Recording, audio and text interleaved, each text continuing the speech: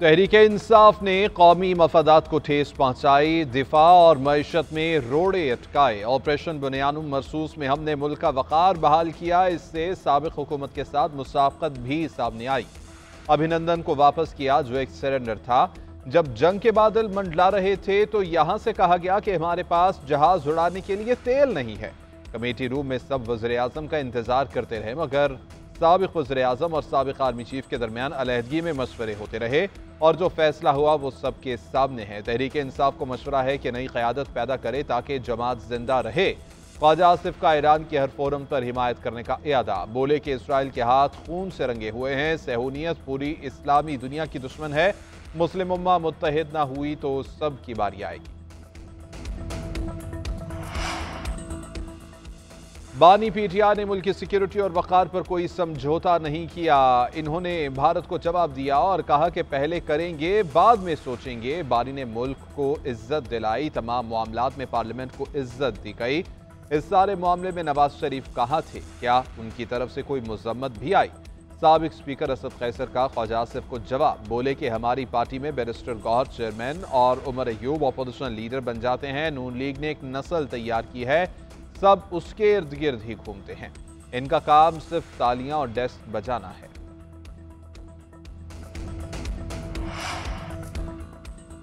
Iran का Israel के खिलाफ ऑपरेशन वादा सादिक सौम जारी। इसराइली जौहरी तहकीकी मरकज को निशाना बनाया गया। 4 इसराइली हलाक, 9 जख्मी हुए। तल अवीव और यरूशलेम पर भी मिसाइल बरसाए गए। हर तरफ आग के शोले, आसमान पर धुएं के बादल छा गए। इसराइली वजारत दिफा के करीब इमारत आग की लपेट में आ गई। ईरानी फौज का 2 इसराइली तैयारे गिराने और एक खातून पायलट को हिरासत में लेने का दावा।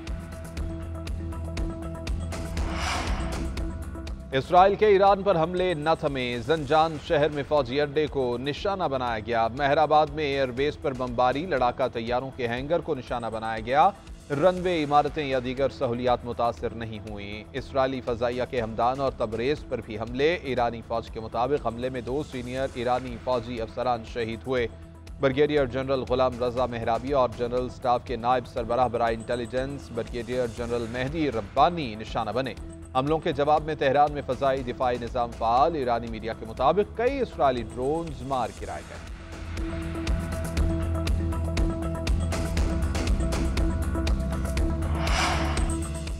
वज़ीर आला सिंध का विफाक से फंड्स की मुंतकिली पूरी न होने का शिकवा। पोस्ट बजट कॉन्फ्रेंस में बोले कि बजट से एक दिन पहले बताया गया कि 105 अरब रुपए कम देंगे। 422 अरब रुपए भी विफाकी महासिल में से कम मिले हैं। 1 अरब रुपए का तरक्याती बजट बनाने जा रहे हैं। सूबाई तरक्याती का कुल बजट 1018 अरब रुपए है। मुश्किलात के बावजूद 12% तनख्वाह बढ़ाने का फैसला किया। तालीमी बजट में 18 और सेहत के बजट में 11% इजाफा किया गया है। मकामी हुकूमतों को भी 5% ज्यादा बजट देंगे। इस माली साल के इख्तिताम तक रिकॉर्ड 1460 स्कीमें मुकम्मल करने जा रहे हैं।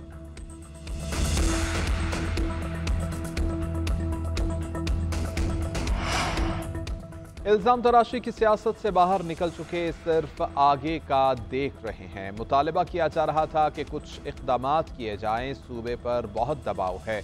मुशर खजाना KP मुज़म्मिल असलम की पोस्ट बजट कॉन्फ्रेंस। बोले कि विफाक ने तरक्याती बजट में खैबर पख्तूनख्वा को नज़रअंदाज किया है।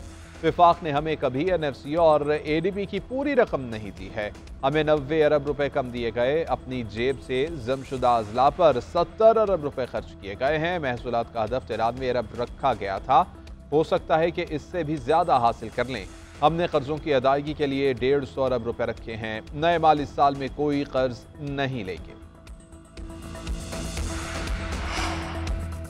पंजाब का बजट पीर के रोज पेश किया जाएगा। तैयारियां मुकम्मल। मुस्लिम लीग नून और इत्तेहादी जमातों की अरकान को हाजिरी यकीनी बनाने की हिदायत। असम्बली इजलास सुबह 10 बजे शुरू होगा। मामूल की कार्रवाई पहले सेशन में की जाएगी। मुख्तसर वक्फे के बाद मुश्तबा शुजाउर रहमान बजट पेश करेंगे। अरकान के लिए नाश्ते का एहतमाम भी किया जाएगा। कराची में एक बार फिर जल्जले के झटके। 39वें जल्जले की शिद्दत 3.2 रिकॉर्ड की गई। गहराई 35 किलोमीटर और मरकज मलीर से 12 किलोमीटर के फासले पर था। 1 जून से अब तक जल्जले के झटके महसूस किए जा रहे हैं।